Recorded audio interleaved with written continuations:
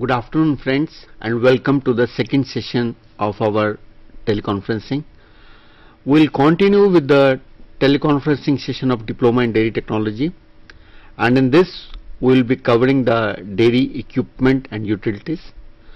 In the first session we covered about the materials, then fluid milk processing, and we were talking about the pipes, valves and fittings. I think Mr. Gupta was explaining very well the pipes and the fittings which he has brought with him. So I will request him that before we go to the different type of products, to please explain all the pipes, connections, valves and then the butterfly valves. These things, if you can explain us in detail, that will be very good. I request Mr. Gupta to please explain the different types of connections and the valves. Thank you. You can take the valves by one, connections one by one, then valves one by one. So first you are taking the butterfly valve. So we'll start with this. We'll start with the butterfly valve. I'll try to be more practical. Maybe see, in butterfly valve we have two types of valves. One is a simple, that you have a handle in the valve like this. If we don't see the top portion of this, we just see this. So there is a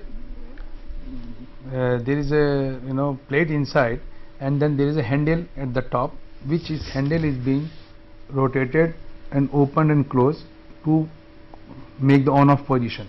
And the same valve, we remove the handle and then we just put this actuator.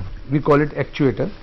If you see carefully that there are two nuts, we remove these nuts and we can put the handle for manual control, or we can remove the handle and put this actuator, which is operated by means of air supply. In this, if you see, there is a top, there is a hole, that's for air supply connection, and by using air supply that valve can be opened or closed. So butterfly valve can have manual as well as the actuated by air supply. So this is a one kind of butterfly valve what we have. But where do we use the butterfly valve? Can you tell to these butterfly valves we used in every application in the dairy industry. See, mainly we say that earlier days we used to have a plug valves. Nowadays this more or less place is replaced by butterfly valves. But this is very it's maintenance free, and you can just use it in from the reception to the milk powder section. Lot of places, liquid milk line basically, they are using liquid milk line, for CIP line, for all products application line. This butterfly valve is being used. And now you can have a handle also, and now with the actuator you are using both you using. So if there is air problem, some problem, then you can remove the actuator. It takes 2 minutes, and you can just put the handle and you can operate it. So there is no need to replace the total valve. Whereas in the plug valves, you have to remove the valve, put the kind of other things, So this is the flexibility of this butterfly valve. That's the one thing. Then in something like this, we have a check valve. This I will maybe try to open it. Where do we use the check valve? Check valve is being used where in the line where we don't want that product to come back to the system, like in the balance in the milk pump, at the discharge. If you put a check valve, the product which goes into the top to the silo, and all the product, if there is no check valve, all the product will come down, drain from the pump out and go to the drain. So we want to save that product, So we put the check valve. So this check valve is, you can say, is a one-way valve, you can say in a simple language. So what happens, if you see at the top, there is a, maybe you can, there is a spring loaded. So there is a spring. When the if there is a big pressure, then only it operates. So that means if this is a pump, so pumps, there is a pump here, milk pump. At the discharge, we put the check valve. By the pump pressure, this liquid will go in, comes out and go to the system, next system. And if there is no pump, this pump is stopped, then the product which in the line, all line of maybe 10-20 feet, it will stop. It will not come back. So it will only allow the product to go up, it will not allow to come in. So I'll just try to open this valve and try to show something in this. This is very simple. This is 3A standard valve, we call it. This is American standard, but that means everything is openable. So this is a triclover lamp, and then this is the top cover, and if I reverse it, this is the bottom, and this is that spring. So you can see that everything in this is dismantleable. You can clean it very easily, and you will see that no milk. If anything, anybody can open it and clean it properly, and then again put it back.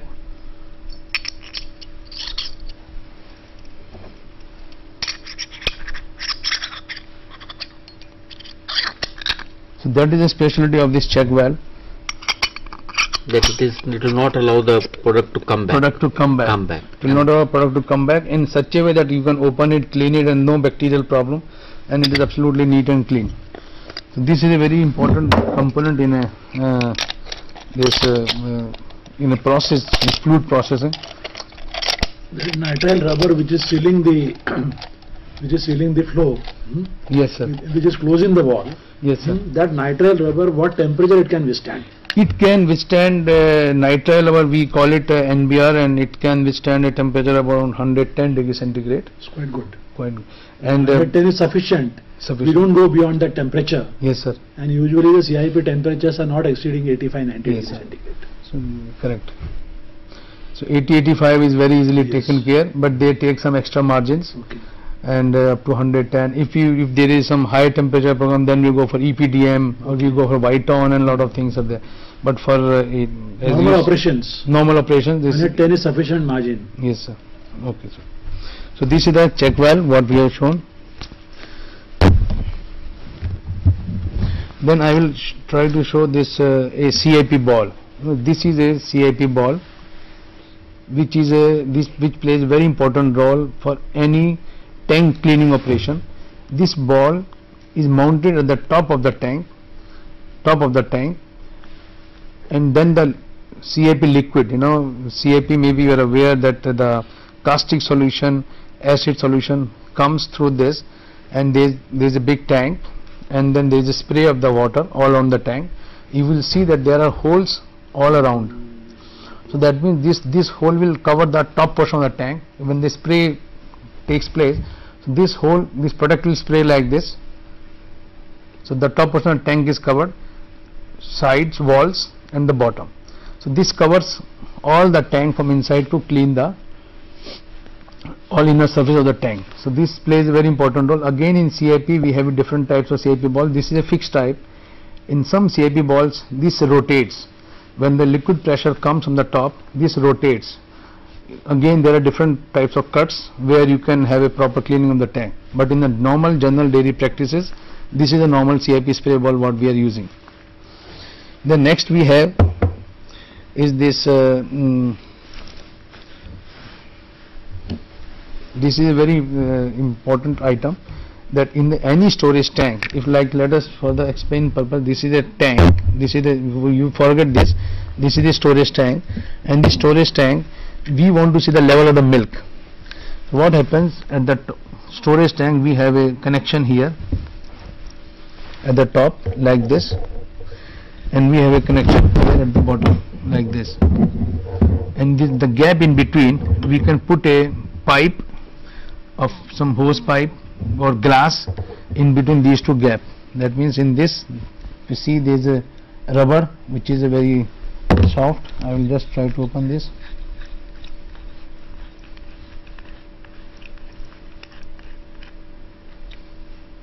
See, this is stainless steel portion and this is the rubber, and in rubber we put the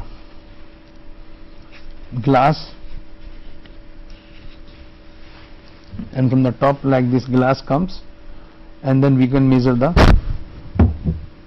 level of the product inside the tank. If this is the tank, then we can show it. And this is again, you will see the top portion of this is again openable type. You can again open it. You can open this. Now again everything is fully dismantleable. You can open it, clean it. You can see that everything is very easily openable, This is the top portion we want to clean. This is the bottom portion. Again, if you see this,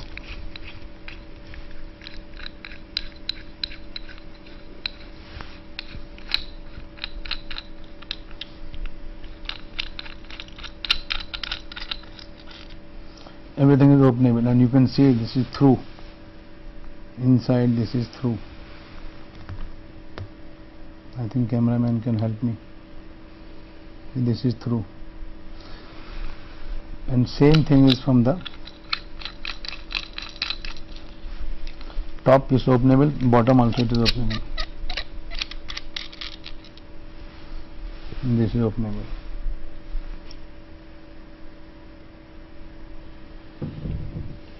So what purpose is that everything should be openable, cleanable, so that no milk particles remains in the device, whether it's a sampling device or any device in the equipment should be fully openable, so that it can be properly cleaned. It can be properly cleaned, and then bacterial growth can be avoided. So Gupta, as an alternative to this level indicator, you can also provide the load cell option. Yes, sir. Hmm? That's a commonly used now. Between the level indicator and the load cell option, which one is more accurate? Between the load cell and the indicator. Load cell is of course very accurate, and the level maybe you have some error of 10-15 liters, but load cell is so accurate you have plus minus 1 liter. Any other electronic option for this? Then there is again for level indication we have a level indicators. Yeah. Then by using pressure diaphragm. We have sensors. Sensors can top. sensor Beam. Yeah. You can see when you say beam. Yes. A beam falls from the top. The level depends when the rays comes back. Yes. That we get a signal, and it then can be indicated on the dial. That correct. Digital indicator. It's but it is in a normal people, in a small scale level, Yeah. they avoid that, but they prefer to have a normal glass. But for a big MNCs, big companies, they go for a PLC control system. They go for this kind of a thing. What we are is very correct. So very commonly being used that kind of. Then what I wanted to show that this is the sampling device. What we talked for the when we have a level as well as sampling device both. And if you only want to have a sampling, no level indication, then we have a single sampling device. We just put it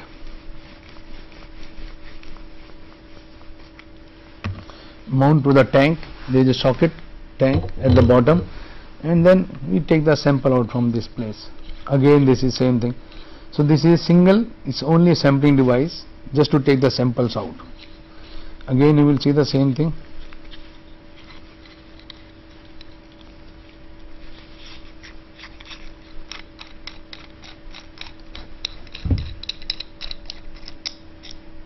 Same thing, you will see this is through.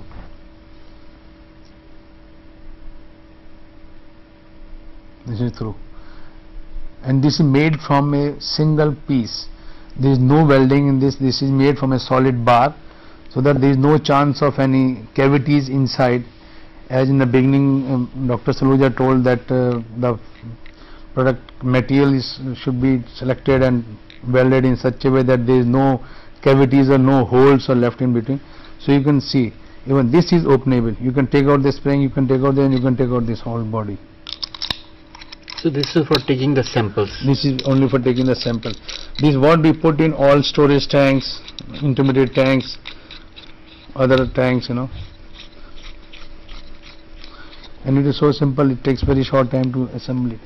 Then next we wanted to show that this is a side glass. Again you will see that there are nut bolts all around. This is a sample piece. In fact, this is not to be, this cannot be mounted, only in some skid mounted systems for some quality application can be done. But for the indicating the milk whether it is passing through or not, again if we try to open this, we will see that everything is openable, cleanable, and again you can keep back to the same position. This is the side glass we call it, and again you will see that there is no, the thickness of this side glass, it should be matching with the pipe thickness. If you see this thickness,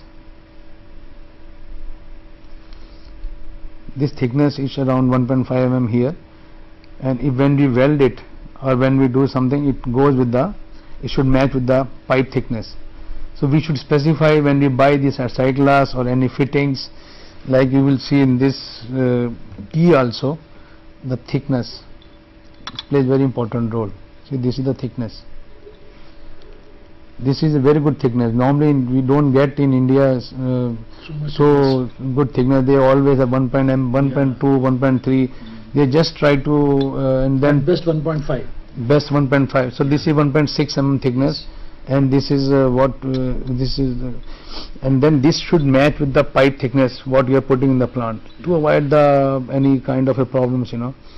But and then otherwise there is a lot of difficulty in bacterial count. You are not able to get the full count. You are not able to trace the problem, where is the problem, where it is coming in. So you have to very careful in selecting these fittings. This plays a very important role in a milk industry. So you have to select very carefully these kind of fittings what you have. Similarly, we have this bends. See, this is what I am trying to show is a short bend, you know. If you see this and see the finish, why people are using short bend, because you can go up to, you can easily finish it. If you go for a long band which is longer on both the sides, then it's difficult to finish from inside, then there is a lot of bacterial problems, you know. So again one should try to use the short bends. We call it 90-degree bends, and one is the long bends. So this should be commonly used in dairy industry. Then we have this kind of reducers. If you want to change the line from higher diameter to lower diameter, so this is the reducers. This is some new type reducer has come in the market, and this is a eccentric reducer, what we call it. If you can see the difference, this is straight, and this you will see that it is tapering from one side, and from one side it is, so you can see, and this what it is, I think mentioned 1.5 inch by 1 inch. So this is 1.5 inch and this is 1 inch. So if you are in the line of 1.5 inch, let's say this is the T, what we want to make it to 1 inch from this. So we just put it like this, or we put it like this. Our line is there for 1.5 inch, milk is going through, and we want to take some device. So we weld it like this, and then we argon arc welding. Seamless. Very correct. Seamless. So it should become in such a way that, see, this is very minor things, but for a dairy plant it's a very important thing. Matters a lot. Otherwise manager production is searching around from where the bacterial count is coming, where is the problem, then he has to check every connections, and then he takes care of that kind of a thing. So this is the thing. Then I have tried to show this unions, you know. Unions, maybe I will try to show something. Is it possible to take out this slide, sir?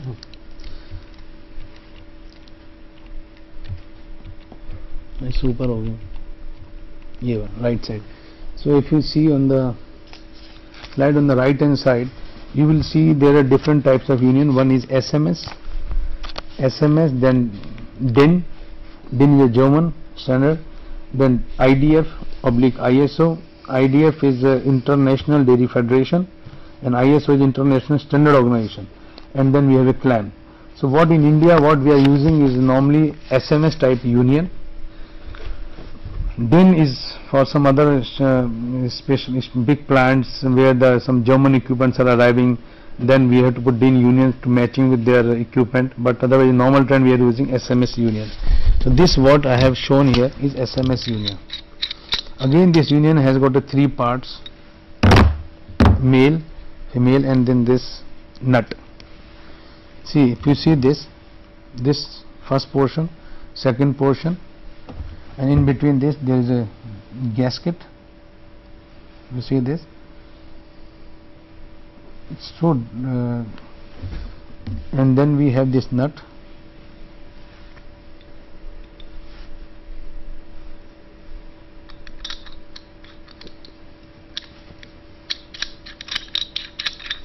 like this. But only thing is that this union was in use for last many years. Maybe you explain again what is nut, what is male part, and what is the joining wall by showing one by one. Okay. So this is the liner. This is the liner where we have to weld the pipe from the one side.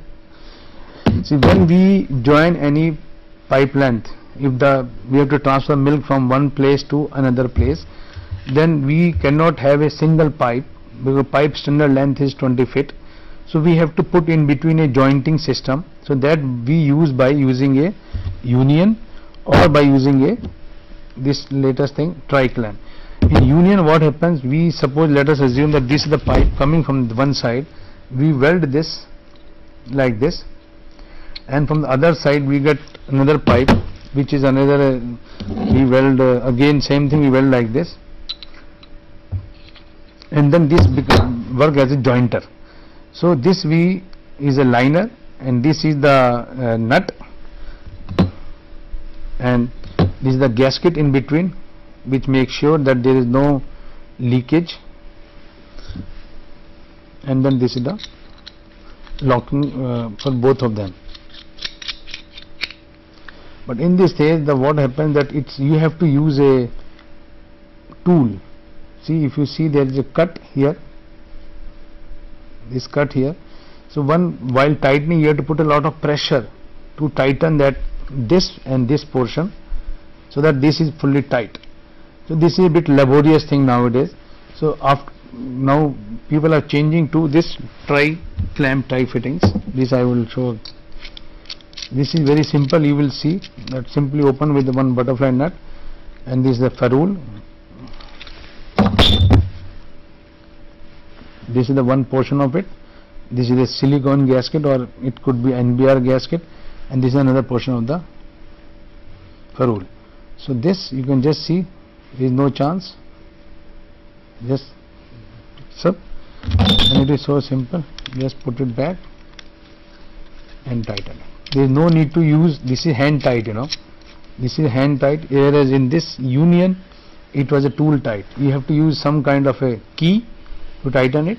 So people are adopting to this. It's trichlor fittings. So these are the difference between the union and the trichlor fittings. Now the next thing comes to see, when you go for a long pipes of 10, 20, 30 feet, we try to hold the pipe, because otherwise this pipe can tilt.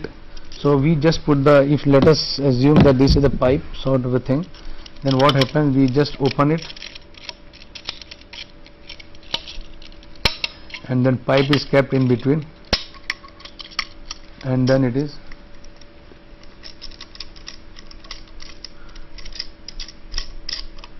tighten it. But in fact this is a bigger size, but something like this, And again here, if you see this pipe, that fitting, what we were talking is this.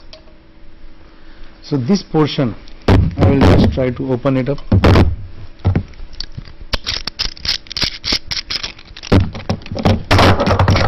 So this portion, that pipe is like this, and we put it like this. Maybe this can give you better one time, lock it like this.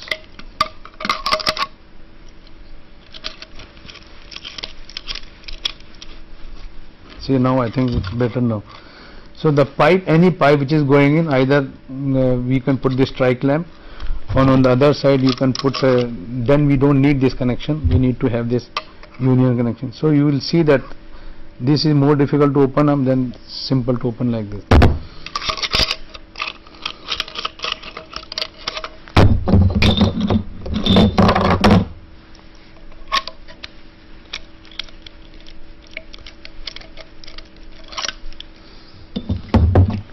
So this what we had tried to cover up this fittings, pipe and fittings, and sampling cocks. Then maybe if it's possible to bring it here so that I can show this one. This is a very important slide. See, if you see this, in this we have shown 3 categories.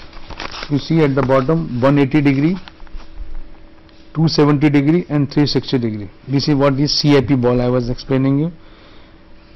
In this again, that depends upon the level of cleaning. If we want to only clean the straight portion of the tank, then we use this 180 degree CIP ball.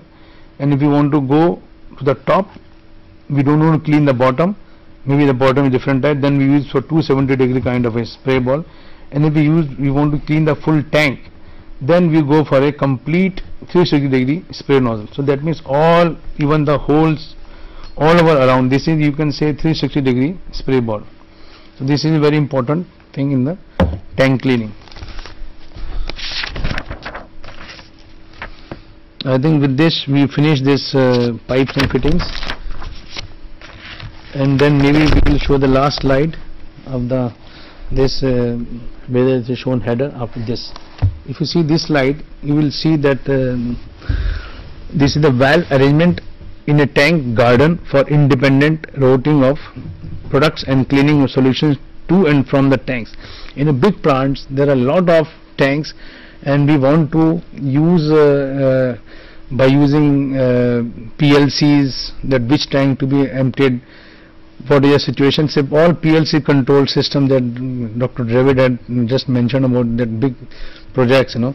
So in that you will see that these are the header of the valves, where we have a lot of connections from different tanks and controlled by PLC based system. So we products from the different tanks. And on the bottom right hand side you will see that examples of a standard pipe support. That's what I was trying to explain. So this is the standard pipe support, how to hold a long pipe, you know. And at the bottom you will see there is a cubical, there is a rectangular square pipe. Again this is stainless steel pipe, where these clamps are welded, and then over that there is a pipe is being put in. So this completes the pipe and support section. Now I will request you to cover some equipment, dairy products. This second slide you have to go now.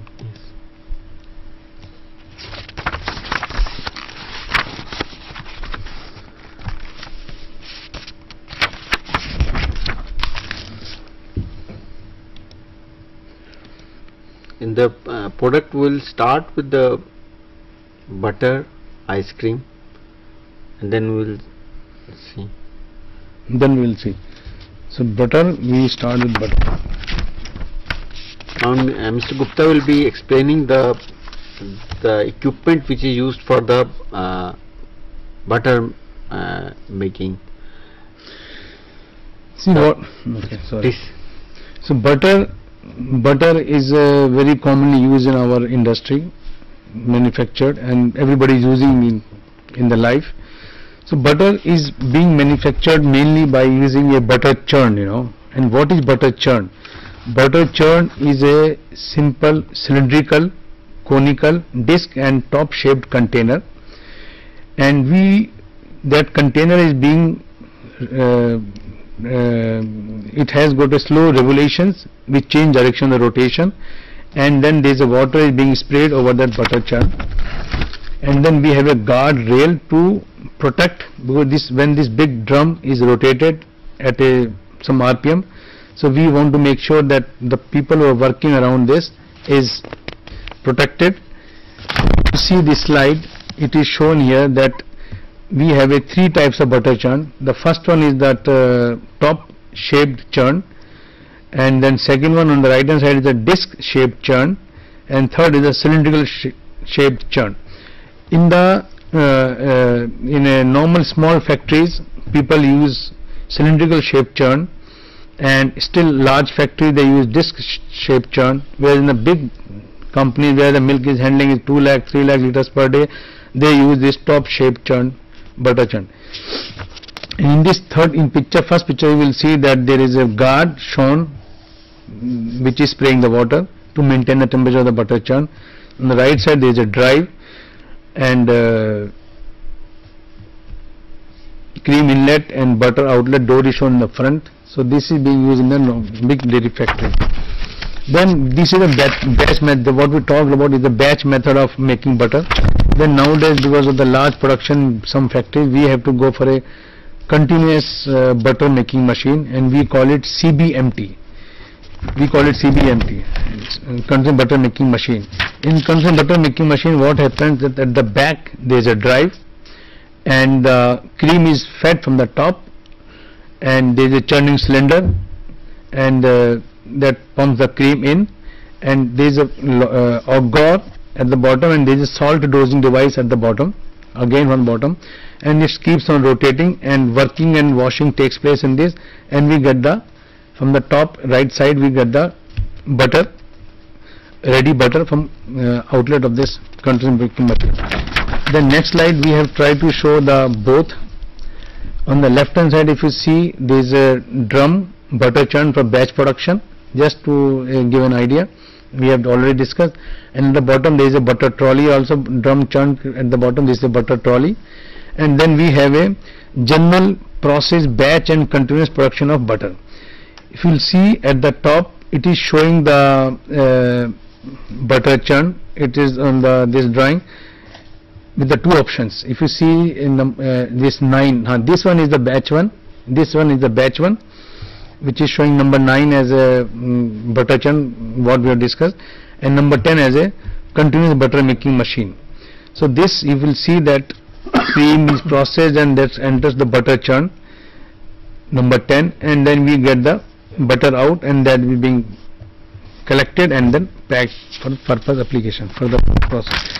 The next slide you will see that butter is so hard that again it is difficult to pump, So what recently the people are doing it, that they are collecting the butter in a butter trolley, big trolley, which is having a agar system at the bottom, and at the outlet if you see there is a lobe pump. We have discussed in earlier this thing, lobe pump. So this is a lobe, there are two lobes in this, and that butter from inside the tank, it comes throughout agar with some pressure, and that goes in the lobe, and that lobe butter gets in, and you can throw this butter out to your different sections. So it is just like a milk pump, but it's a lobe pump. So this is a very commonly things adopted recently in big plants, because this saves a lot of manpower and process becomes faster. Then we go to cheese. So cheese is basically consists of manufacturing of cheese consists of cheese vat, and then we should have knife, then curd mill, hoops and press. So here we are trying to show this a basic cheese vessel. On the left hand side it is vat with agitator, and on the right hand side it is jacketed vat and showing a small hoop. If you want to go for a this jacketed vat is normally used for the small scale production, and vat with agitator is for the faster production. Still, if you want to go for a very fast production, then we have another slide showing here conventional cheese vat with a tool for cheese manufacture. In one vat you can have a stirring device, you can have a cutting device, you can have a drainage, and then the vat during pressing, everything in one vat. So we have different attachments. If you see at the bottom, 2, 3, 4, 5, 6, 9, these are different attachments put in the one cheese vat, and you can produce the cheese with the fastest way possible in the industry. Then again, this is what we were talking about, the normal cheese. Then we talk of the processed cheese. Processed cheese is made by further processing of finished cheese, usually a blend of hard rennet varieties with different aromas and degree of maturity. In processed cheese, it is a very expensive method to manufacture processed cheese, so we use a cheese cooker. In the next slide, here you will see that cooker for processed cheese. This is a very expensive equipment, and this is made under with a very thick material. It's all 316, and this is a tilting type. If you see the first left hand side slide, so this is a cheese cooker, and the right hand side you will see that it's open and tilted position. So once the cheese is made, you can just tilt by means of this handle, and you can take out the product and you can clean it and then empty it, the product. So this process cheese is the main equipment we use in the process cheese. So now we come to ice cream. Shall we cover up ice cream? Okay. Ice cream is again a very common product for Indian market. That again in ice cream we have two types of freezers. One is a batch freezer and another is a continuous ice cream freezer. Batch freezer will be shown. Hand operated freezer, yes, it is shown here. There is a handle and there is a conical shape, small vessel, and there is in between there is a agitator kind of a thing, which we call it a dasher, dasher, and then a mix, and then it's rotated with the hand, and then you basically in ice cream you have to build up the overrun, you know. So by mixing it, we do it by manual method, and then we have the same thing in the it is shown in the next slide again. It is bit shown the scraper refrigeration chamber, and then the discharge, and the ice cream is being okay, fine. So this is the batch again, second slide. In third slide it is shown scraper and a freezer body, that how the scraping and rotation takes place in the freezer body, so that no ice cream is it is moving all around, so that the temperature of all the ice cream product is maintained in a proper way. Then we have a continuous ice cream freezer. That's what it is. It's better to go to next slide where we can show you the real look of the ice cream freezer. If you see on the left hand side, there are two freezers shown. These are the different models, and on the in between there is a dasher which plays a very important role in the ice cream freezer, and on the right hand side you will see that on the black thing which is slightly tilted, this is a most important thing in ice cream freezer. Earlier time this is cylinder for making ice cream. Earlier time this used to be the straight horizontal. Some people in the world may develop these freezers with the vertical 90-degree vertical what we call it a